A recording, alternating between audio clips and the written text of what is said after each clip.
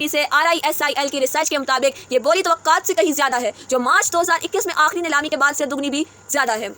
इस नीलामी में आरजीओ सबसे बड़ी बोली लगाने वाली कंपनियों के तौर पर उभरी है, जिसने 11 अरब डॉलर की मालियत का स्पेक्ट्रम खरीदा। अडानी ग्रुप ने सिर्फ 26 मिलियन डॉलर खर्च किए, जबकि बकिया बोलियां भारती एयरटेल और वोडाफोन आइडिया से आईं।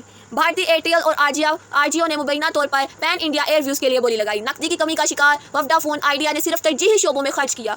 आरजीओ की जानिब से एक बयान में कहा गया कि जियो मुल्क भर में फाइबर की अपनी मौजूदगी और मजबूत आलमी शराकतदारी की वजह से कम वक्त में 5G के लिए मुकम्मल तौर पर तैयार है। अडानी ग्रुप ने निजी स्पेक्ट्रम पर बोली लगाई, जिस तक मखसूस इलाकों जैसे बंदरगाहों या हवाई अड्डों में ही रसाई हो गई। ये एक ऐसा शोबा है जिसमें अडानी कंपनियां पहले से ही बहुत ज़्यादा सरमायाकारी कर चुकी हैं।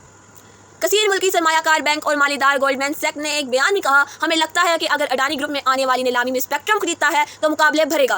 अडानी ग्रुप के लिए वक्त के साथ साथ सार्फिन की मोबाइल सर्विसेज में तोसी के दरवाजे खुलेंगे। इस इकदाम से वोडाफोन आइडिया और भारती एयरटेल और परेशान हो सकते हैं। ये दो